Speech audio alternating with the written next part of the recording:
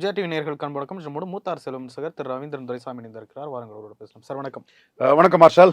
பாட்டாளி மக்கள் கட்சியின் பொதுக்குழு கூட்டத்தில் அக்கட்சியின் நிறுவனர் ராமதாஸ், அவருடைய மகனும் தலைவருமான அன்புமணி ராமதாஸ் இவர்களுக்கு இடையிலான பகிரங்க மோதல் மேடையிலேயே, அதை தொடர்ந்து இன்றைக்கு சமரச பேச்சுவார்த்தை, இதெல்லாம் எப்படி பார்க்குறீங்க? நீரடித்து நீர் விலகுவதில்லை, சமரசமாக போயிடுவாங்கங்கிறதா நேற்றே நான் சொன்னேன்.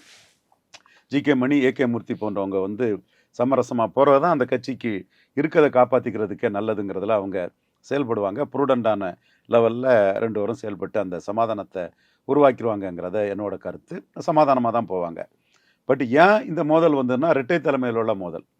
இரட்டை தலைமை ரெண்டுமே ஒரே ஜாதி இரட்டை தலைமை. இப்போ நீங்கள் இரட்டை தலைமை அதிமுக இரட்டை தலைமை ஒற்றை தலைமையானது நஷ்டம். ஒரு ஜாதி அபகரிக்க பார்க்குது. ஜெயலலிதாவோட விசுவாசின்னு இருந்த ஓபிஎஸ்ஸை நீக்கினதுல 15% வாக்கு 2021 24 காலி ஆயிட்டு. அதை ஓபிஎஸ்ஸை விட்டதில் இந்த கட்சியின் தன்மையே மாறிட்டு. ஜெயலலிதாவுக்கு விசுவாசி பரதன் மாதிரி ஜெயலலிதாவுக்கு திருப்பி கொடுத்தவர் இருந்தார். அதனால 33% வாக்கு எடுத்த கட்சி இன்னைக்கு 20 எடுத்துட்டேன்னா, அதுவும் பாமகவோட 2% எடுக்கலைன்னா 18 தான் எடுத்திருக்கோம். அப்போ 15% வாக்கு இழந்தது ஒற்றை தலைமையா, அபகரிக்கும் ஒற்றை தலைமையா போனதுனால உள்ள அந்த பாதிப்புல தான் அது நடந்தது. இங்க இரட்டை தலைமை நஷ்டம். இங்க ஒற்றை தலைமைங்கிற அளவுக்கு இல்லாம ராமதாஸோட அந்த குரலை அன்புமணி எதிர்த்து வர்றது, அது இரட்டை தலைமையா வருது. இரட்டை தலைமை இந்த இடத்துக்குள்ள நஷ்டம் வருது. ராமதாஸ் சொன்ன மாதிரி ஒற்றை தலைமையா இருந்தா அது இதோட பவர்ஃபுல்லாட்டு இருக்கும் இப்போ இருக்கிறத விட. அப்போ அன்புமணி ராமதாஸ் சொல்றதை கேட்டு போறது தான் நல்லது. ஏன்னா ராமதாஸ் உருவாக்குன கட்சி, அவர் உழைச்ச கட்சி. அதனால அவர் உடல்நிலை பாதிக்கப்பட்டது, சர்க்கரை வியாதியெல்லாம் அவருக்கு சாப்பாடு இல்லாமல் அது இல்லாமல் அலைஞ்சதில் வந்ததுங்கிறத கூட அந்த சமூகத்தை சேர்ந்த பலரும் அந்த அளவுக்கு சமூகத்துக்காக ஐயா கஷ்டப்பட்டாரு, உடலில் வியாதிகள் வரக்கூடிய அளவுக்கு கஷ்டப்பட்டாருங்கிறதெல்லாம் சொல்றாங்க. அப்போ வன்னியர் சங்கம் அவர் உருவாக்குனது, பாட்டாளி மக்கள் கட்சி அவர் உருவாக்குனது. அப்போ அந்த அளவுக்கு அவர் கஷ்டப்பட்டு உருவாக்கி, அன்புமணியும் அவர் தான் உருவாக்குனார். அன்புமணி இந்த கட்சி வெற்றி பெற்று ஒரு ராஜ்சபாலாம் வருங்கிற சூழ்நிலையில தான் முதல்ல தேர்தல் களத்தில் விட்டா மகனை கொண்டு வந்தா தோக்கடிச்சிருவாங்களோ, இதில் எனக்கு ப்ராமிஸ் பண்ண ராஜ்சபாவை தான் அவருக்கு கொடுத்தாரு. அன்புமணிக்கு எனக்கு இன்ஜஸ்டிஸ் பண்ணிட்டு அன்புமணிக்கு அந்த ராஜ்சபா கொடுத்தாரு. அப்போ ஒவ்வொரு கட்டத்திலையும் அன்புமணியை உருவாக்கி விட்டது டாக்டர் ராமதாஸ் தான். அப்போ இந்த கட்சி நிற்கணும்னா ராமதாஸுக்கு கட்டுப்பட்டு நின்னாதான் அந்த கட்சி நிற்குங்கிறத அன்னைக்கு காட்டுது. இதுல இந்த கட்சிக்கு பின்னடைவையும் நம்ம பார்க்கணும். 2024 இந்த கட்சி மிகப்பெரிய பின்னடைவை சந்திச்சிட்டு, இதை யாருமே இதுவரை கண்டுபிடிச்சு சொல்லலை. எங்க டீம் கண்டுபிடிச்சு சொல்லிட்டு இருக்கோம். தமிழக முதல்வர் மு.க. ஸ்டாலினுக்கு தெரியும், ஐயா எடப்பாடி பழனிசாமிக்கு தெரியும், ரெட்டிகள் நிறுவனம் மூலமா நாம் தமிழர் சீமானுக்கு தெரியும், BJP strategic team Varahi team மூலமாட்டும் அண்ணாமலைக்கும் இது தெரியும். நாங்கள் எங்களோட டேட்டா அனலிஸ்ட்கள் மூலமாக கிரவுண்டில் எடுத்து நாங்களும் இதை கண்டுபிடிச்சிருக்கோம். தமிழக மக்கள் மத்தியில் சொல்ல வேண்டியது எங்கள் கடமை. 98ல் எண்டு ஜஸ்டிஃபைஸ் மீன்ஸ்ன்னு நம்மால் உருவாக்கப்பட்ட அந்த பாமக கூட்டணி 99ல் பெரிய வெற்றி, 2001 பெரிய வெற்றி, 4 வெற்றி, 2006 வெற்றி, 5 முறை பெரிய வெற்றி பெறும்போது நாங்கள் தான் வெற்றி வீரர்கள், எங்கள் கூட்டணி தான் வெற்றி கூட்டணின்னு டாக்டர் ராமதாஸ் அதை கிளைம் பண்ணார். ஒரு காலத்தில் பறையர் சமூகத்துக்கு இருந்த அந்த வெற்றி வீரர் இமேஜ் வடதமிழகத்தில் 2 சமூகம் தான் பெருசு. 2 பேரும் எனக்கு சகோதரர்கள் தான். இந்து ஆட்டு பறையர்களையும் வன்னியர்களையும் இரு கண்களாக தான் பார்க்குறேன். ஒரு தமிழ்நாட்டு பறையர்களையும் வன்னியர்களையும் என் கண்களாக தான் பார்க்குறேன். 2 பேரையும் என் சகோதரர்களை தான் நான் பார்க்குறேன். நான் வேறுபட்டோ ஒருத்தருக்கு எதிராட்டு ஒருத்தரை திருப்பி விடுவ மாதிரி என்னைக்கு நான் செயல்பட்டது கிடையாது. அந்த எண்ணம் எனக்கு கிடையாது. அந்த வன்னியர் பறையர் ஒற்றுமைக்கு ராமதாஸ்கிட்ட முத சொல்லி ஃபைட் பண்ணதே நான் தான். ராமதாஸுக்கு மனசாட்சிக்கு அது தெரியும். ஸோ இந்த 5 தேர்தல்களையும் பாமக தான் வெற்றி வீரர்கள், வன்னியர்கள் தான் வெற்றி வீரர்கள்ங்கிற அந்த இமேஜ் வட தமிழகத்தில் இருந்தது. 2009 ராமதாஸுக்கு மேலே நமக்குள்ள அந்த அரசியலில் நாம் பண்ண நடவடிக்கைகள், கலைஞர் நீங்கள் விஜயகாந்தும் ஜெயலலிதாவும் சேர்ந்தா 40 பேருன்னு கலைஞர்கிட்ட அரசியல் ரீதியான கருத்தியலை முன்வைக்கும் போது அவர் பாமக அதிமுக போட்டும்னு திருமாவளவனை பயன்படுத்தி பாமகவை தோக்கடிச்சார். அன்னையிலிருந்து வட தமிழகத்தில் வெற்றி வீரர்களாட்டு பறையர்கள் வந்துட்டாங்க. ஏற்கனவே 52, 57, 62 அவங்க தான் வெற்றியில் இருந்தாங்க. காமராஜுக்கு பேக்கிங் கம்யூனிட்டி வெற்றி அவங்களால தான். அதே மாதிரி 77, 80, 84 மக்கள் தலைவர் எம்ஜிஆருக்கு அவங்க தான் பேக்கிங்காக இருந்தாங்க. கண்ணை மூடிட்டெல்லாம் ஒன்றும் ஓட்டு போடலை. இப்போ பரம்பரை கிராம அதிகாரிகள் எல்லாம் ஒழிச்சு 2000 அட்டவணை பிரிவு மக்களை கிராம அதிகாரிகளை ஆக்கி அந்த மக்களுக்கு நன்மை செய்தவர் எம்ஜிஆர். அந்த மக்களுக்கு உணர்வை தெரிஞ்சுக்கிட்டு பத்மநாபனெல்லாம் சீஃப் செக்ரட்டரியாட்டு பறைய சமூகத்தவரெல்லாம் ஆக்கி தான் அந்த வாக்குகளை எம்ஜிஆர் பெற்றார். அந்த சூழல் 2009 இருந்தே மாற ஆரம்பிச்சிட்டு 2019, 21, 24 இந்த வெற்றி வந்து இவங்க சைடில் திருமாவளவன் சைடில் போயிட்டு, திருமாவளவன் சைடுங்கிறதோட பறையர் சமூகத்திட்ட போயிட்டு திருமாவளவன் அதுக்கு ரெப்ரசன்டேட்டிவ். அந்த மக்கள் உணர்வை மீறி திருமாவளவன் போனாலும் 2011 தோத்த மாதிரி காலி ஆயிடுவார். அதையும் நான் திருமாவளவன்கிட்ட சொல்லிட்டு தான் இருக்கிறேன். இப்போ வெற்றி வீரருங்கிற அந்தஸ்தை டாக்டர் ஐயா இழந்து 2009 விஜயகாந்த் மார்ஜினைஸ் பண்ணி 2வது இடத்த ஜெயலலிதாவுக்கு உறுதிப்படுத்தி கொடுத்துட்டாப்புல. 2019 தினகரன் மார்ஜினைஸ் பண்ணி 2வது இடத்த எடப்பாடிக்கு உறுதிப்படுத்தி கொடுத்துட்டாப்புல. 2009 விஜயகாந்தும் பாமகவும் சேர்ந்தா ஜெயலலிதாவுக்கு ஒரு வேளையில் 2வது இடம் வட தமிழகத்தில் சிக்கலாக இருக்கும். ஏன்னா ஜெயலலிதாவும் பாமகவும் சேர்ந்தால உறுதியாக 2வது இடம் கிடச்சிட்டு ஜெயலலிதா வந்து தென் சென்னை, விழுப்புரம், திருவள்ளூர், சேலத்தில் செம்மல அண்ணன், தென் மயிலாடுதுறை ஓஎஸ் மணியன் நினைக்கிறேன், திருப்பூர், இப்படி வந்து பாமக வன்னியர் ஆதரவில் சீட்டை ஜெயித்து அவங்க தன்னோட இடத்த உறுதிப்படுத்திக்கிட்டாங்க. இடத்த உறுதிப்படுத்தி கொடுத்துட்டாப்புல. அதே மாதிரி ஆர்கே நகர் வெற்றி வீரர் டிடிவி தினகரன் 2வது வருவாரா, எடப்பாடி 2வது வருவாருன்னு சொல்லும்போது எடப்பாடி கூட சேர்ந்தா தருமபுரியில் வெள்ளாளக்குன்ற ஓட்டில் ஜெயித்திரலான்னு எடப்பாடியை சூஸ் பண்ணார். அதுலேயும் எடப்பாடிக்கு வந்து 7+1 வாங்கி 2வது இடத்த டாக்டர் வந்து எடப்பாடி பழனிசாமி உறுதிப்படுத்தி கொடுத்துட்டாரு. தினகரனை அவுட்விட் பண்ணுறதுக்கு பெரிய ஹெல்ப் பண்ணார். ஆனால் இன்னைக்கு தேசிய ஜனநாயக கூட்டணிக்கு வந்து 2வது இடத்த அவரால் உறுதிப்படுத்த கொடுக்க முடியல. எடப்பாடி பாமக இல்லாமலே 2வது இடத்த உறுதிப்படுத்திக்கிட்டாரு. உண்மைதான், நம்ம எடப்பாடியை வந்து 15% நிறுத்துவோம்னு நினச்சோம். நம்ம தோத்த ஒரு இடம் வன்னியர் ஓட்டு ஒரு 2% ஓட்டு பாமகவில் இருந்து எடப்பாடி பழனிசாமிக்கு போயிட்டு, நம்ம தேமுதிக ஒரு 2% ஓட்டு விஜயகாந்த் சிம்பதியில் கொடுத்துட்டாங்க. அதில் நம்ம சொன்ன மாதிரி 15க்குள்ளே நிறுத்திடுவோம். இப்பவும் 15க்குள்ளே எடப்பாடியை நிறுத்துறதுக்கு தான் நம்ம அரசியல் பண்ணிட்டு இருக்கோம். சிங்கம் மறைஞ்சிருந்து சண்டை போட்டதை யாரும் பார்த்துருக்க முடியாது. நேருக்கு நேர சண்டை போட்டதை யாரும் பார்த்துருக்க முடியாது. நம்ம நேருக்கு நேர மிதுன் பழனிசாமி கிட்ட சொல்லிட்டு தான் இதை நம்ம செய்கிறோம். ஆனால் 2024 அது தப்பி போகிறதுக்கு பாமக வன்னியர்களும் ஒரு குறிப்பிடத்தக்க அளவு அதிமுக போயிட்டாங்க. வட தமிழகத்தில் பாமக இல்லாமலே 2வது இடத்துக்கு எடப்பாடி பழனிசாமி வந்துட்டார். பாமக இல்லாமலே முதல் இடத்துக்கு ஸ்டாலின் வந்து 3 தடவை வந்துட்டார். அப்போ பாமகவுக்கு என்ன பார்கெனிங் என்னமோ இருக்கும். இது டாக்டர் ராமதாஸுக்கு நுணுக்கமாக தெரியுது. இன்னைக்கு வந்து branding team, data analyst, survey team, psephologist எல்லாமே இருக்கிறதுனால இன்டெலிஜென்ஸு மத்திய அரசுக்கும் எல்லாம் தெரியுது. ஆர்எஸ்எஸ்ல இருந்து வன்னியர்கள் ஓட்டு 10.5 கொடுத்த எடப்பாடிக்கு போயிட்டாருன்னு சண்முகநாதன் ஆர்எஸ்எஸ் கவர்னர் இருந்தார் இல்லையா, அவர் எலெக்ஷன் முடிஞ்சதுமே டெல்லிக்கு ரிப்போர்ட் பண்ணுறாரு. அப்போ ஐபியிலேருந்து ரிப்போர்ட் பண்ணுறாங்க. எங்கள் அனலிஸ்ட் வந்து நாங்கள் ரிப்போர்ட்டை சொல்கிறோம். ஸ்டாலின் மறுநாளே ஸ்டாலினுக்கு எல்லா விஷயமுமே வந்து எலெக்ஷன் முடிஞ்ச மறுநாளே எல்லா விஷயமும் வந்துட்டு அவருக்கு டாக்டர்ஸ்கிட்ட ஷேர் பண்ணுறாரு. இந்த பொசிஷன் நாங்கள் வெற்றி பெற்றாலும் இந்தந்த இதெல்லாம் எங்களுக்கு சரி செய்ய வேண்டியது இருக்குது நாளைக்குன்னு சொல்கிறாரு. பனைமரத்தி ராஜேந்திரனை அமைச்சராட்டம் ஆக்குறாரு. ஸோ இன்னைக்கு எல்லாருமே தெரியும். ஆனால் டாக்டர் ராமதாஸுக்கு தெரிஞ்சது அன்புமணி ராமதாஸுக்கு தெரியாமல் ஏதோ ஈஸியாக போனால் அலைன்ஸ் வந்துடும், நம்மளை சேர்த்து விடுவாங்கங்கிறத நினைக்கிறாரு. ராமதாஸ் நம்ம பலகீனப்பட்டுட்டோம், மீண்டும் வன்னியர்கள் மத்தியில் நம்ம கிளர்ந்து எழணும்னு அவர் நினைக்கிறாரு. அதனால தான் ஒரு வார்த்தை பாமக தலைமையில் கூட்டணி ஆட்சிங்கிறதையும் அவர் சொல்றாரு. ஸோ நெடுநாட்களாக இருந்துகிட்டு இருக்க பிரச்சனையோ, நெடுநாட்களாக இந்த பிரச்சனை இருந்துட்டு இருக்கு. அது வெடிச்சது வந்து 2024 தேர்தல் தோல்விக்கு பிறகுதான். ராமதாஸ் நம்ம தோத்துட்டோம், நம்ம வாக்கு மொத எடப்பாடிக்கிட்டே போயிட்டு நாம இல்லாம ஒருத்தர் 2வது இடத்துக்கு வந்துட்டாரு, நாம இல்லாம ஒருத்தர் ஜெயித்துட்டாரு. நீங்க இருந்தாதான் ஜெயிப்பீங்கிறது வந்து 98, 99, 2001, 2004, 2006 இருந்து வடதமிழகத்தின் வெற்றி பெறா நம்ம 98 என்டி ஜஸ்டிஃபிகேஷன் மீன்ஸ் ஏற்படுத்தி கொடுத்த கூட்டணியில இருந்து ராமதாஸ் அந்த இதை பெற்றார். நம்ம நாலேஜ் ஒர்க்கு கான்டாக்ட் வந்து அது ராமதாஸுக்கு அந்த ஹெல்ப்பை பண்ணி கொடுத்தோம் நம்மளோட முயற்சியில. அது வந்து 5 வருஷம் ஓடிச்சு, சக்சஸ்ஃபுல்லா ஓட்டுனாரு. பெரிய அளவுக்கு ஒரு வில் பவரோட பார்கெயின் பண்ணி பயங்கரமா நின்னாரு. அது விட்டு வரும்போது 2வது இடத்த இவரை வச்சு தான் நம்ம உறுதிப்படுத்தலாங்கிற எண்ண ஓட்டமாக இருக்கும்போது வந்து அந்த அந்தஸ்து அவருக்கு இருந்துட்டு இருந்தது. 24 அவரால் 2வது இடத்த கூட காப்பாற்ற முடியாதுங்கிற ஒரு சூழல் வந்துட்டு. ஏசி சண்முகம் வெள்ளூர்ல ஜெயித்தாருன்னா அங்க 2வது இடத்த தாமரையில நின்று ரெட்டலை மீறி காப்பாத்திட்டாருன்னா, ரெட்டலை வேண்டாம் எனக்கு தாமரை போதுன்னு நின்னது ஏசி சண்முகத்துக்கு சொந்த செல்வாக்குல தான் அதை காப்பாத்தினாரு. ஏசி சண்முகத்துக்கு சொந்த செல்வாக்குல தான் அதை காப்பாற்றினாரு, ரெட்டையில டெபாசிட் இழக்க செய்தார். முதலியார்கள்லாம் கன்சால்டேட் ஆனாங்க, அவருக்கு விசுவாசமான வன்னியர்கள் ஓட்டு போட்டாங்க.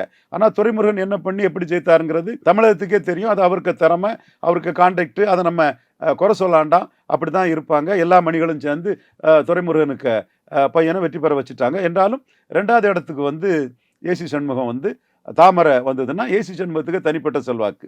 அதற்கு பிறகு வட தமிழகத்தில் 2வது இடத்துக்கு வந்ததுன்னா சகோதரி சௌமியா அன்புமணி ஜெயிப்பாங்க, மத்திய மந்திரி ஆவாங்கன்னு நம்ம மனப்பூர்வமாக எதிர்பார்த்தோம். மோடிக்கு ஒரு எம்பி சீட்டு வரும்னு எதிர்பார்த்தோம். ஆனால் கேபி அன்பழகன் வன்னியர் கடுமையாக ஆர்கனைஸ் பண்ணி 10.5 எங்கள் கவர்மெண்ட் தானே கொடுத்துன்னு வன்னியர் ஓட்டை கையகப்படுத்திட்டாரு.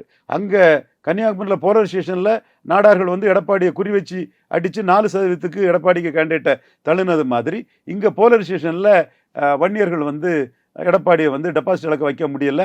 கேபி அன்பழகங்கிற வன்னியர் லோக்கல் லீடரை கடுமையாக ஆர்கனைஸ் பண்ணி 23% வாக்கு எடுத்ததில் வன்னியர் வாக்குகளை இழந்ததுனால சௌமியா அன்புமணி வந்து ஒரு 1.5% வாக்கு வித்தியாசத்தில் தோற்று போயிட்டாங்க. 33லே அவங்க ஸ்ட்ரென்த் நின்றுட்டு போலரைசேஷனுங்கிறது வந்து உருவாகுங்கிற சூழ்நிலையில் போலரைசேஷன் கூட பெரிய அளவுக்கு வராமல் கொங்கு வேளாளர்கள்லாம் அண்ணாமலையை வச்சு வாக்களிச்சிருக்காங்க. ஏன்னா கொங்கு வேளாளர்கள்லாம் அண்ணாமலையை வச்சு வாக்களிச்சதுனால தான் ஐபி ரிப்போர்ட்டும் டெல்லி பாஜக தலைமையும் 11.4% வாக்கில் அண்ணாமலைக்கு 3-4% வாக்கு இருக்குன்னு ரிப்போர்ட் கொடுத்துருக்காங்க. இதுவும் தமிழிசை, பொன்னாறு, நயனார் நாகேந்திரன் போன்ற பாஜகவில் 2ஆம் கட்ட தலைவர்கள் ஹெச்ராஜா போன்ற இவங்களை வந்து புரியணும். ஐபி ரிப்போர்ட்டும் பிஜேபி ஸ்ட்ராட்டஜிக்கல் டீம் ரிப்போர்ட்டும் அண்ணாமலையை வச்சு கொங்கு வேளாளர்கள் ஓட்டு அந்த பெல்ட்டுக்குள்ளே விழுந்திருக்கு. ஹோல் தமிழ்நாட்டிலே அண்ணாமலை தலைமை ஏற்றனால தான் ஒரு 4% ஓட்டு அவர் லீடர்ஷிப்புக்குன்னு இருக்குன்னு ஒரு ரிப்போர்ட்டு போயிருக்கு. அந்த அளவுக்கு கொங்கு வேளாளர் ஓட்டு விழுந்த பிறகும் இவங்க வந்து தோக்குறாங்கன்னா வன்னியர் ஓட்டு வந்து தருமபுரியிலே சரியாக வரல. ஆன் த ஹோல் தென் மாவட்டத்தில் 5 தொகுதிக்கு மேலே அதிமுகவை 3வது தள்ளி பல தொகுதிகளில் டெபாசிட் இழக்க வச்ச தாமரையின் சாதனையை ரெட்டலைக்கு எதிராக மாம்பழம் செய்யலை. மேற்கு மண்டலத்தில் கோயம்புத்தூர்லையும் நீலகிரிலையும் வந்து ரெட்டலை 3வது தள்ளின தாமரையின் சாதனையை மாம்பழம் தருமபுரி தவிர எங்கேயுமே செய்யலை. அதே போல் வட தமிழகத்தில் கூட வெள்ளூரில் தாமரை வந்து ரெட்டலையை டெபாசிட் இழக்க வச்சுட்டு இங்கே மாம்பழம் வந்து ரெட்டலையை தருமபுரியில் டெபாசிட் இழக்க வச்சுருக்கோம்னா தருமபுரியில் வந்து மாம்பழம் ஜெயித்திருக்கோம், ஜெயிக்க முடியலை. இதை மீண்டும் இங்கே பார்த்தீங்கன்னா டெபாசிட் பாமக வாங்கின தொகுதின்னா கணேஷ்குமார், பாலு, தங்கர்பச்சான் வந்து ஒரு பெரிய வன்னியர் ஃபேஸ், ஒரு மிகப்பெரிய கலைஞன். இயல்பான வட தமிழகத்தின் அரசியலை எந்த காய்த்தல் ஓத்தல் இன்றி அப்படியே வெளிப்படுத்தின ஒரு பெரிய கலைஞன். வன்னியர் வாழ்வியலை வந்து மக்களுக்கு கொடுத்த ஒரு கலைஞன். அப்போ வன்னியர்கள் மத்தியில் தங்கர்பச்சானுக்கு வந்து ஒரு மதிப்பு இருக்கத்தான் செய்யும். அவரும் டெபாசிட் வாங்கினாரு, ஸ்டார் கேண்டிடேட் தான் வரும். சௌமியா அன்புமணி டெபாசிட் வாங்கினாங்க. 10 மாம்பழ கேண்டிடேட்டில் 4 பேர் தான் டெபாசிட் வாங்கினாங்க. அப்போ 6 பேர் டெபாசிட் வாங்கல. இந்த பலகீனத்துக்கு ஒரு காரணம் பாமக வன்னியர்கள் வந்து 10.5 கொடுத்தாருங்க அடிப்படையிலையும் வன்னியர் லீடர்கள் நிறைய அதிமுகவில் இருக்காங்கன்னும் பாமக விட்டுட்டு அதிமுக சைடு போயிட்டாங்க. அதே வேளையில் ஸ்டாலினும் நான் வன்னியரை கன்சால்டேட் பண்ணினாலும் தனக்குரிய வன்னியர்கள் ஓட்டை வந்து தங்கள் அணிக்குரிய வன்னியர் ஓட்டை வந்து அவர் மெயின்டைன் பண்ணார். செல்வ கணபதியை சேலத்தில் நிறுத்தினால தான் அந்த தொகுதி வந்து வெற்றி பெற முடிஞ்சது, பவர்ஃபுல் வன்னியர். அதே மாதிரி துரைமுருகன் பொதுச் செயலாளர், கதிரானந்த் பவர்ஃபுல் வன்னியர்கள் தான். ஜெகத் ரட்சகன் கேட்கவே வேண்டாம், வெரி பவர்ஃபுல் வன்னியர். ராமதாஸுக்கு எதிராக வீர வன்னியர் பேரவையை நடத்தினவர். இதையும் தாண்டி வந்து பாமக திமுக சைடில் காங்கிரஸ்லேயும் இவர் வந்தவாசி கிருஷ்ணசாமி அவரோட சன்னு விஷ்ணு பிரசாத் அவர் வந்து கடலூரில் கேண்டிடேட்டாக வன்னியர் நின்னார். சத்திரியன் சுதா வந்து இங்கே மயிலாடுதுறையில் கேண்டிடேட்டாக நின்னாங்க, வன்னியர் கம்யூனிட்டியை சேர்ந்தவங்க. அப்போ டிஎம்கே அணியும் வன்னியரை சப்ஸ்டான்ஷியலாக வச்சு நமக்குள்ள வன்னியர் ஓட்டு நமக்கு நிற்கணும்னு திமுகவும் தெளிவாக அரசியல் பண்ணுறாங்க. அந்த சூழ்நிலையில் இதுவரை வன்னியர்கள் மத்தியில் பவர்ஃபுல்லாக இருந்த டாக்டர் ராமதாஸ் 2024 பலகீனம் அடைஞ்சிருக்கிறாரு. இது டாக்டர் ராமதாஸுக்கு தெளிவாகவே தெரியுது. இன்னும் சொல்ல போனால் சேலத்தில் 38% வாக்கெடுத்த அதிமுக கன்னியாகுமரியில் திருநெல்வேலியில் 8% தான் எடுத்திருக்குது, ராமநாதபுரத்தில் 9% தான் எடுத்திருக்கு, தேனியில் 13% தான் எடுத்திருக்குன்னு சொல்லும்போது இந்த 38% பெருமளவு வன்னியர் வாக்குகள். 10.5 கொடுத்தாருங்கிறதுனால பாராளுமன்ற தேர்தலில் 10.5 கொடுத்ததுக்கு வன்னியர்கள் நன்றி கடன் காட்டின தேர்தல். அப்போ எடப்பாடியில் வந்து 50,000 ஓட்டில் பாமக இல்லாமலே அந்த செக்மெண்ட்டில் லீடு எடுத்திருக்காப்புல. பாமகவுக்கு சேலம் நகர்ப்புற பகுதியில் உள்ள தொகுதிகளில் 2-3% வாக்கு தான் ஜென்ரலாக அவங்களுக்கு உண்டு. ஆனால் இப்போ மோடி அண்ணாமலையில் 10% மேலே வாக்கு அவங்க வந்திருக்காங்க. அப்போ இந்த சூழ்நிலையில் ஒரு கூட்டணிக்கு போனாருன்னா எடப்பாடி என்ன சொல்லுவார்? ஐயா உங்கள் ஓட்டெல்லாம் நாங்களே எடுத்துட்டோம் ஐயா, உங்கள் ஓட்டே குறைவாதான் ஐயா இருக்குது, உங்கள் ஓட்டெல்லாம் எங்களுக்கு வந்துட்டுயா, எப்படியா நீங்கள் இவ்வளோ சீட்டு கேட்குறீங்க, நியாயமா ஐயாம் பாரு. என்டிஏக்குள்ளே மீண்டும் போனால் கூட என்ன சொல்லுவாங்க? பழைய இது நாங்கள் தந்துடுறோம், ஆனால் ஒன்று புரிஞ்சுக்கிடுங்க, எங்கள் ஓட்டு தான் உங்களை காப்பாற்றிருக்கு. நகர்ப்புற மோடி பிரதமர்னு வந்த கார்காத்த வேளாளர், தொண்டைமண்ட வேளாளர், 24 மணி தெலுங்கு செட்டியார், தேவாங்கர் செட்டியார், சோழிய வேளாளர், செங்குந்தர், இந்த வாக்குகள் தாயா உங்களை காப்பாற்றிருக்கு. கொங்கு வேளாளர் கூட அண்ணாமலை பவர்ஃபுல்லாக அங்கே நின்றனால வாக்கு விழுந்திருக்குன்னு தான் இவங்க அண்ணாமலை சைடில் இருந்தும் பேசுவாங்க. அப்போ டாக்டர் ராமதாஸ் வந்து நுணுக்கமாக நுண்ணறிவோட எல்லா விஷயத்தையும் தெரிஞ்சவர். இனிமே 24 நம்ம இஷ்டம், 26 24க்கு பிறகு இஷ்டம் போல பார்கெனிங் பண்ணிட முடியாது. பார்கெனிங்கில் சில சிக்கல் வரும், சீட்டில் இந்த பிரச்சனைகளெல்லாம் கட்சிகள் சொல்லுவாங்க. அப்போ நாம் நம்மளை பலப்படுத்துகிற வேலையை முதல்ல பார்ப்போம். இதில் இன்னொரு செக் என்னென்னா, தேமுதிக பாமகவுக்கு இன்னொரு செக்காக வந்துட்டு, பெரிய செக்காக வந்துட்டு. பிரேமலதா விஜயகாந்த் அம்மையார் லீடு எடுத்த பிறகு அவங்க பண்ணக்கூடிய நுணுக்கமான பொலிட்டிக்ஸில் ஒரு கட்டத்துக்குள்ள அடி வாங்கின தேமுதிக மீண்டும் கிளர்ந்து எழுத ஆரம்பிச்சிட்டு. பாமகவுக்கும் தேமுதிகவுக்கும் உள்ள விரோதம் வந்து எல்லாருக்குமே தெரியும். விருத்தாச்சலத்தில் பாமகவை எதிர்த்து தான் விஜயகாந்த் வெற்றி பெற்று வந்தார். உறுதியாக சொல்கிறேன், திமுக அந்த விருத்தாச்சலத்தில் திமுக பாமக கூட்டணியில் திமுக நின்னா விஜயகாந்த் வெற்றி பெற்றிருக்க முடியாது. பாமக நின்னால பறையர் சமூகம்லாம் கன்சாலிடேட் பண்ணிட்டாங்க, நான் வன்னியர்கள் எல்லாம் நாங்கள் போட்டுட்டாங்க. பறையர்கள் வந்து விருத்தாச்சலத்தில் திருமாவளவனெல்லாம் பொருட்டா நினைக்காம விஜயகாந்துக்கு அந்த ஓட்டை போட்டுட்டாங்க, பாமகவை தோக்கடிக்கு போட்டுட்டாங்க. பாமக வெற்றி பெற்றது. பாமக தான் சிங்கத்தை கோவிலுக்குள்ளே சந்தித்த மாதிரி விஜயகாந்த் சந்தித்து ஒரு பெரிய வெற்றியை தேமுதிக கொடுத்தாரு. அதற்கு பிறகு ஒரு கட்டத்துக்குள்ள பாமகவும் தேமுதிகவும் ஒரே அணிக்குள்ளே வராங்க. பாமக 8 சீட்டு நிற்கிறாப்புல, தேமுதிக 14 சீட்டு நிற்கிறாப்புல. விஜயகாந்த் பெரிய பேட்டனாட்டு, தேமுதிக 14 சீட்டு, அந்த கூட்டணிக்கே தலைமை மாதிரி. இவங்க 8 சீட்டு, பாஜக 8 சீட்டு, மதிமுக 7 சீட்டுன்னு ஒரு கூட்டணி அமையுது. அப்போ மேஜர் பார்ட்னராக 2014 நடந்த என்டிஏ கூட்டணியில் விஜயகாந்த் வந்துடுறாரு. பாமக மைனர் பார்ட்னராக தான் வராங்க. தோல்வியில் இருக்கிறதுனால அதை அட்ஜஸ்ட் பண்ணிக்கிட்டு டாக்டர் நின்று இது தருமபுரியில் அன்புமணியை ஜெயிக்க வச்சிடுறாரு. இது டாக்டருக்கு பெரிய சாதனை. ஆனால் தேமுதிக அத்தனை தொகுதியிலையும் தோற்று போயிடுறாங்க. ஒரு பின்னடைவை தேமுதிக தெளிவாக சந்திச்சிடுறாங்க.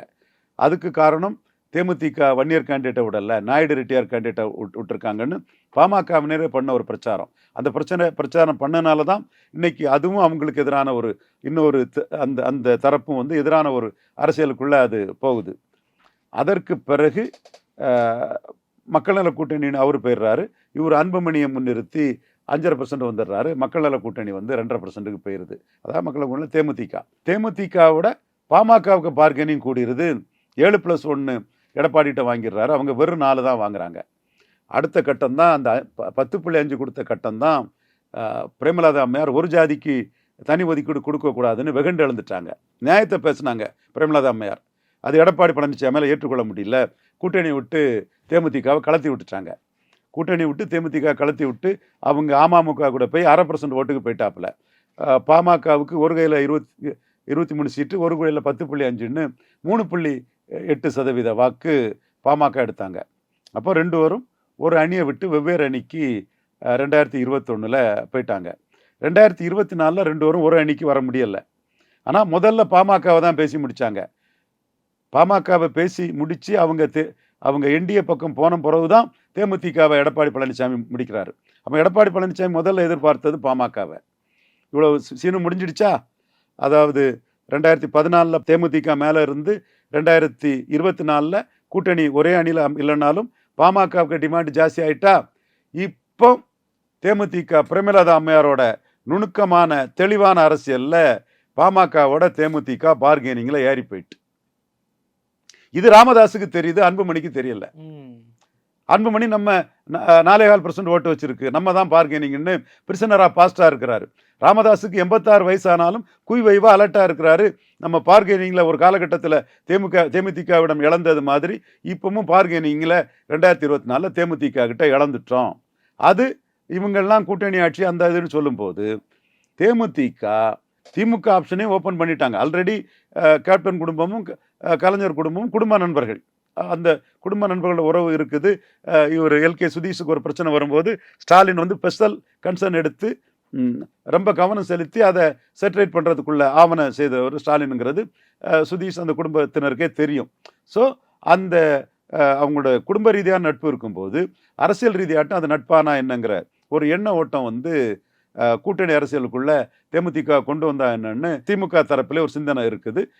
தேமுதிகவும் திமுக ஆப்ஷன் நமக்கு வர்றதை நம்ம க்ளோஸ் பண்ணாண்டாம், 2024 நம்ம திமுக ஆப்ஷனை ஓப்பன் பண்ணி தானே இந்த அரசியலை பண்ணணும்னு பார்க்குறாங்க. அப்போது ஒரு பாமக எதிர்ப்பு எண்ணம் கொண்டவங்கெல்லாம் என்ன சொல்கிறாங்க, திமுக அணியோட தேமுதிக வந்துட்டுன்னா வட தமிழகத்தில் 95% இடங்களில் 50% ஓட்டை திமுக அணி தாண்டிரும். ஸோ தேமுதிகவை திமுக அணியில் சேர்க்கறதுல தப்பு இல்லை. 100 சீட்டுக்கு 95 சீட்டு தாராளமாக அந்த வன்னியர் பெல்ட்டுக்குள்ளேயும் வட தமிழகத்துக்குள்ளேயும் அந்த அணி ஜெயித்துறங்கிற கருத்து திமுகவுக்குள்ள ரொம்ப பலமாக இருக்குது. ஸோ அவங்களும் தேமுதிக ஒரு ஆப்ஷனுக்கு வந்து ஓப்பன் பண்ணியே வைப்போங்கிற எண்ண ஓட்டத்தில் திமுகவும் செயல்படுறாங்க. குறிப்பாக திருமாவளவன் ஒரு பிரச்சனை பண்ணும்போது திமுக கூட தான் திருமாவளவன் இருப்பார். பெரிய வன்னியர் கட்சியான அதிமுக போனால் பொருந்தா கூட்டணியாகி திருமாவளவனுக்கு அரசியல் முடிஞ்சிருன்னு என் கருத்தில் எந்த மாற்றமும் இல்லை. சகோதரர் தொல் திருமாவளவனும் ஆதவ அர்ஜுனா ஓட ஏசி ரூம் அரசியல் அனலிஸ்ட் எல்லாம் தூக்கி குப்பைக்கூட்டையில் தூக்கி போட்டுட்டாரு. களத்துல இருந்து பேசக்கூடிய அவருக்கு சகோதரன், அவரை வெற்றி வீரர்னு சொல்லக்கூடிய சகோதரன் உண்மையான அரசியல் கணிப்புகளை கரெக்டாக எடுத்து பேசுறாருங்கிறத நம்ம வியூவர்ஸுக்கு தெரியும், எம்ஜிஆர் டிவி வியூவர்ஸுக்கு தெரியும், மார்சலுக்கு தெரியும், எல்லாருக்குமே தெரியும். அவரும் இந்த கண்ணோட்டத்தில் தான் இருக்கிறாரு. இது கூட தேமுதிகவும் அவங்க சேர்ந்துட்டோன்னா விக்கிரவாண்டி எலெக்ஷனில் 63% எடுத்தது மாதிரி அதில் ஒரு 10% கழிச்சாலும் வட தமிழகம் ஃபுல்லாக போலரைசேஷனில் 53% ஓட்டுக்கு மேலே இந்த அணி போயிருங்கிற ஒரு சூழல் இருக்குது. ஸோ இதில் வந்து திமுக ஆப்ஷனும் தேமுதிகவுக்கு இருக்கனால தேமுதிக வந்து வட தமிழக அரசியலில் இன்னைக்கு வந்து ஒரு பெரிய ஒரு முக்கியத்துவத்தை பெற்றுட்டாங்க. பாமகவுக்கு என்ன ஆப்ஷன் இருக்குதுன்னு சொன்னால் திமுக ஆப்ஷன் க்ளோஸ்ட். ஸ்டாலினே க்ளோஸ் பண்ணிட்டாரு. திருமாவளவன் லெஸ் எக்ஸ்பென்சிவ் மோர் பெனிஃபிஷியபிள். அதில் தான் நாங்கள் லெஸ் எக்ஸ்பென்சிவ் மோர் பெனிஃபிஷியபிள்னால எங்களுக்கு கூட கொஞ்சம் தாங்கன்னு அவங்க நாங்கள் என்ன சிபிஎம்மும் சிபிஐயும் அதிமுகவும் விடுதலை சிறுத்தைகளும் ஒன்றான்னு அவங்க பேசிகிட்டு இருக்காங்க. ஓகே, இந்த கட்டத்துக்குள்ளே பாமக வேண்டாம், விடுதலை சிறுத்தைகள் போதும்னு முடிவு பண்ணிடுறாப்புல. அடுத்த கட்டம் பாமகவுக்கு என்ன ஆப்ஷன் இருக்குது, என்டிஏ ஆப்ஷன் இருக்குது. என்டிஏயும் 10 சீட்டு தான் கொடுத்தாங்களே தவிர ராஜ்சபா கொடுக்கல. ஆனால் அதிமுக வந்து என்ன ஆஃபர் கொடுத்தாங்கன்னு யாருமே தெரியாது. அதிமுக என்ன ஆஃபர் கொடுத்தாருங்கிறது யாருக்குமே தெரியாது. டாக்டர் ஐயாவுக்கு தெரியும். மற்றவங்க அதிமுக ஆஃபர் என்னன்னு தெரியாமலே டாக்டர் ஐயா பண்ணது தப்பு, அதிமுக போயிருக்கணும்னு பாஜகவை பிடிக்காதவங்கலாம் பேசிட்டு இருக்கிறாங்க. ஆனால் அதிமுக என்ன ஆஃபர் கொடுத்தாங்கிறது டாக்டர் ஐயாவுக்கு மட்டும்தானே தெரியும். அப்போ அதற்கு பிறகு இப்போ சேலத்தில் 38 வந்த பிறகு, விழுப்புரத்தில் 35 வந்த பிறகு, சிதம்பரத்தில் 35 வந்த பிறகு, விழுப்புரம் சேலம் சிதம்பரத்தில் என்டிஏ டெபாசிட் இழந்த பிறகு, அதில் விழுப்புரத்துலையும் சேலத்திலையும் பாமக டெபாசிட் இழந்திருக்கு. எடப்பாடி செக்மெண்ட்டுக்குள்ளே 9% ஓட்டு மட்டுமே பாமக எடுத்த பிறகு எடப்பாடி எந்த அளவுக்கு மரியாதை கொடுப்பாரு பாமகவுக்கு எந்த அளவுக்கு மரியாதை கொடுக்க போறாரு, என்ன சீட்டு கொடுக்க போறாரு, என்ன கேரண்டி இருக்கு இதுக்கு? எடப்பாடியும் டாக்டர் ஐயாவும் விடாக்கண்டம் கொடாக்கண்டம் கதை தான். இவரும் டஃபாக பார்கெயின் பண்ணுவார், அவரும் டஃபாக பார்கெயின் பண்ணுவார். இவரை பற்றி அவருக்கு தெரியும், அவரை பற்றி இவருக்கு தெரியும், 2 பேரை பற்றியும் ரவீந்திர சாமிக்கு தெரியும். அப்போ நான் இதை தெளிவாக பேசிகிட்டு இருக்கிறேன். அப்போ இவங்க 2 பேரும் ரஃப் அண்ட் டஃபாக பார்கெயின் பண்ணுவாங்க. அந்த கட்டத்துக்குள்ள பாமகவுக்கு பார்கெனிங் எப்போ வரும்? யாராவது ஒருத்தர் மன வலிமை இழந்து வேற யாருமே கூட்டணிக்குள்ள நமக்கு கிடைக்கல, பாமக விட்ட வேற வழியே இல்லை, பாமக இல்லாம பெற்ற 2வது இடத்தை காப்பாற்ற முடியும்னு ஒரு பதற்றம் வந்தாதான் எடப்பாடி பழனிசாமி டாக்டர் ஐயாட்ட மன வலிமை இழந்தாதான் அந்த இடத்துக்குள்ள வருவார். அப்போ டாக்டர் ஐயா இதுல வில் பவரோட கடைசி வரை நின்று பார்கெயின் பண்ணக்கூடிய கெப்பாசிட்டி உள்ளவர். அந்த பார்கெனிங்க்கு வந்து அன்புமணி சீஃப் மினிஸ்டர் சொல்லி தான் அதை போக முடியும்னு அவர் நினைக்கிறாரு.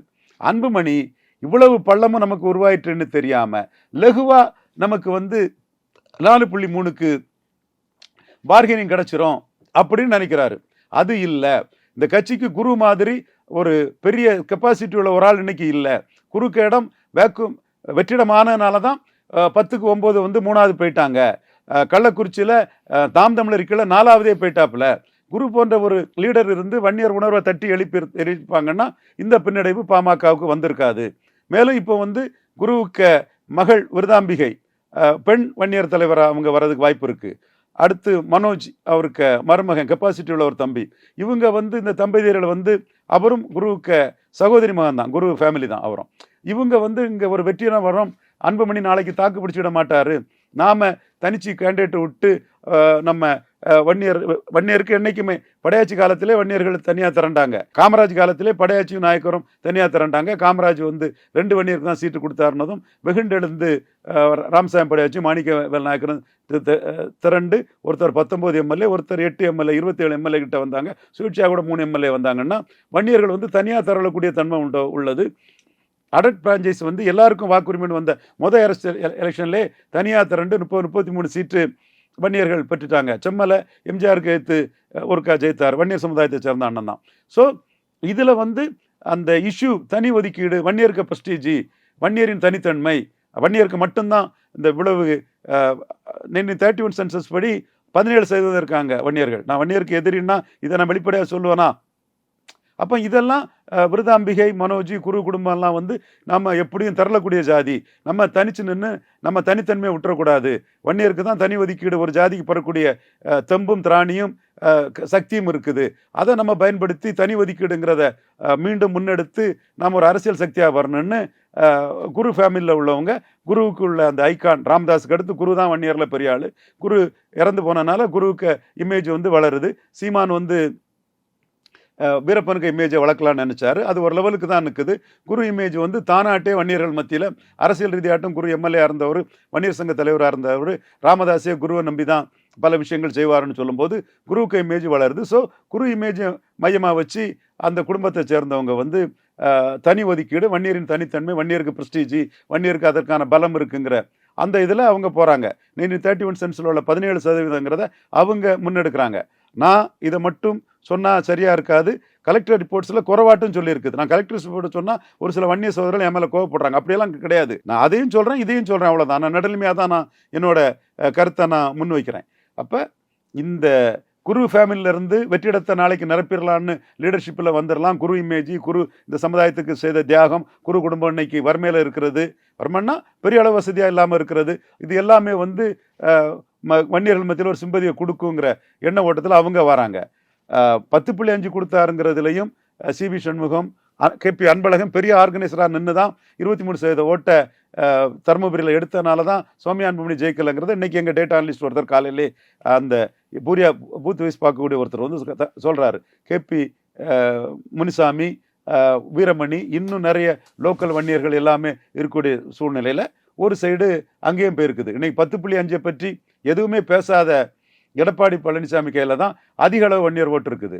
அடுத்து வந்து திமுகவும் நான் வன்னியரை கன்சால்டேட் பண்ணாலும் ப்ரோ வன்னியராட்டு துரைமுருகன் பொதுச் செயலாளர், என் நண்பர் பவர்ஃபுல் ஆர்கனைசர் செல்வ கணபதி சேலத்தில் எம்பி, இவர் வீரவன்னியர் பேரவை ஜெகத் லட்சுமி, அவங்களும் ஒரு இது விக்ரவாண்டியில் உடையார் கேண்டிடேட் போடாமல் வன்னியரை கேண்டிடேட்டாக போட்டு ஒரு சப்ஸ்டான்ஷியல் வன்னியரை வச்சு அவங்களும் ஒரு அரசியலை பண்ணுறாரு.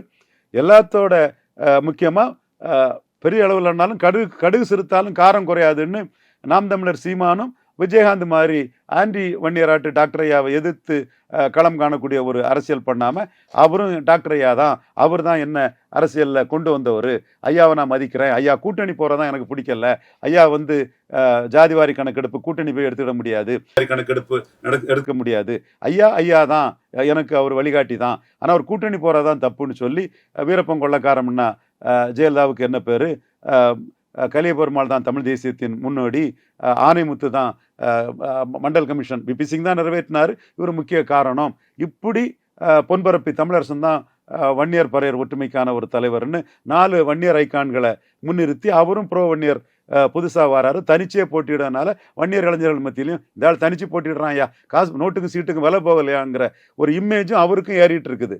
அப்போது இந்த சுற்றுச்சூழல் தாக்குதல், உள்ளிருப்பு எதிரிகள், 10.5 அதிமுக வன்னியர் கட்சியான உள்ள பாதிப்பு எல்லாத்தையுமே டாக்டரையா உணர்றாரு. அப்போ குரு மாதிரி ஒருத்தர் இல்லாத இடத்துல முகுந்தன் நின்று அதை சமாளிப்பான், முகுந்தன் அதை வந்து ஈடுகட்டுவாப்புலன்னு டாக்டரையா நினைக்கிறாரு. ஸோ வெறும் அன்புமணி போதாது, அன்புமணிக்கு ஆர்கனைசிங் கெப்பாசிட்டி போதாது, அவர் ஒரு சொபிசிட்டிகேட்டட் பான்கி முன்னால் பாராட்டப்பட்டவர், டுப்பாக்கோ லாபி எடுத்து ஃபைட் பண்ணவர், ஒரு ஹையர் எக்லானில் உள்ள ஒரு பொதுத்தளத்துக்குள்ள மற்றவங்களை ஒரு அரவணைச்சு மற்றவங்களை ஒரு மற்ற அதர் காஸ்ட் ஓட்டை அட்ராக்ட் பண்ணக்கூடிய அளவுக்கான ஒரு தலைமையாக தான் இருக்கே தவிர பேஸ் ஓட்டான கோர் ஓட்டான 1 இயர் ஓட்டை நம்மகிட்ட வந்து கட்டி காக்கக்கூடிய ஒரு தலைமையாக இல்லை. 1 இயர் ஓட்டு காப்பாற்றப்பட்டால் தான் நமக்கு மரியாதை, 1 இயரை வச்சு தான் நமக்கு மரியாதை, 1 இயரை வச்சு சக்தியாக நின்னாதான் மற்றவங்க வர்றதை பற்றி அடுத்தால யோசிக்கணும். இதுதான் டாக்டர் ஐயாவுக்கு மெயினான இது. அப்போ 1 இயர் ஓட்டை வந்து இன்னைக்கு கூறு போடுறதுக்கு எல்லாருமே வந்துட்டாப்புல. ஸ்டாலின் ப்ரோ 1 இயர் தான் பண்ணுறாப்புல. 10.5 கொடுத்த அதிமுக 1 இயர் கட்சி ஆட்டு இருக்குது. தென் சீமானும் விஜயகாந்த் மாதிரி ராமதாஸை எதிர்த்து பேசாம ஐயான்னு சொல்லி அவரும் ப்ரோ 1 இயர் அரசியலை தான் 1 இயர் பரையர் ஒற்றுமை அரசியல் தான் அவர் முன்னெடுக்காருன்னு சொல்லும்போது இஷ்யூல கோட்டை விட்டா தேர்தலில் கூட்டணி அரசியல்ல 2009 தோத்தவ மாதிரி இன்னொரு தோல்வியை சந்திச்சா அதுக்கு பிறகு தாக்கு பிடிக்கவே முடியாது. இப்போ தனிச்சு போட்டியிட்டு சக்தியை காட்ட வேண்டிய தருணம். அதற்கான முன்னெடுப்போட தனிச்சே போட்டின்னு நம்ம போவோம். கடைசி கட்டத்தில் அரசியல் சூழ்நிலைக்கு தக்கன நமக்கு வந்து என்ன ஆஃபர் வருதோ அதை பார்த்துக்கிடலான்னு டாக்டர் ராமதாஸ் நினைக்கிறாரு. சுற்றி உள்ள பள்ளங்களும் இடர்பாடுகளும் சிக்கல்களும் அவருக்கு தெரியுது. வில்போர் உள்ளவர் கடைசி வரை வில்போரில் நிற்பாருங்கிறது நமக்கு தெரிஞ்ச உண்மைதான். ஒரு கட்டத்தில் நம்ம அடிச்ச அடியில் வில்போரை இழந்தார் 2009. நான் தான் வட தமிழகத்தில் டிசைடிங் ஃபேக்டர்னு சொல்லாமல் தோக்கிறதுக்கு முன்னாடியே நம்ம அதோட வில்போரில் அடித்ததில் அவர் தோல்வி ஒத்துக்கிட்டார். சாதாரண ரவீந்திரன் துரைசாமி ஒரு தாழ்லிங்க நாடார் தொண்ட நாட்டு ஒரு சாதாரண அட்வொகேட்டு அரசியல் ரீதியாக அவரை ஃபைட் பண்ணும்போது நாம் கொடுத்த டேட்டாஸு நம்ம பண்ணின இது நம்ம தலைவர்கள் எல்லாம் பார்த்து நின்ன இதில் அவர் எதில் கோட்டை விட்டார்னா காங்கிரஸும் பாமகவும் சேர்ந்து நிற்க அணி தான் ஜெயிக்கும், நாங்கள் காங்கிரஸோட தான் சேர்ந்து நிற்போம், காங்கிரஸில் டிஸ்கஸ் பண்ணி தான் முடிவெடுப்போம்னு அவர் வில்போரை இழந்தாரா? டக்குன்னு கலைஞர் வந்து காங்கிரஸுக்கு 16 கொடுத்து பாமகவை தனிமைப்படுத்திட்டாரு. பாமக 2009 தோத்து போச்சு. சாதாரண விஷயம் இல்லை. வில்போர் உள்ள டாக்டர் ஐயாவை தோக்கடிக்குங்கிறது சாதாரண விஷயம் இல்லை. அதோட வில்போர் உள்ள ஐயா தாழ்லிங்க நாடார் தொண்டனா வந்த ரவீந்திரன் துரைசாமி அன்னைக்கு விஜயகாந்த் வச்சு பண்ண அரசியலில் தான் அவர் வில்போரை இழந்து தோல்வியை சந்திச்சாரு. இப்போ அந்த தோல்வியிலிருந்து பாடம் படிச்சுட்டாரு. நாம பெரியவன்னு நின்னாதான் நமக்கு மரியாதைங்கிறத நினைக்கிறாரு. அன்புமணி எப்படி நமக்கு பார்கெனிங் இருக்குன்னு நினைக்கிறாரு. இதுல டாக்டர் ஐயா போற பாதை தான் கரெக்டு. அவர் வந்து அந்த இடத்துக்குள்ள நின்று 10.5 மையமாக வச்சு பாமகவை பெரிய சக்தி நீ காட்டலைன்னா 26 பாமகவுக்கு ரொம்ப மோசமாக இருக்கும். அதை அவர் உணர்றாரு. அதை உணர்ந்து தன்னோட பணிகளை செய்கிறாரு. அன்புமணி உணரல்ல. நீரடித்து நீர் விலகுவதில்லை. ஒருதாய் மக்கள் ஒன்றிணைவாங்க. பாமகனி ஒரு கட்சி இருக்கிறது தான் வன்னியர்களுக்கு நல்லது.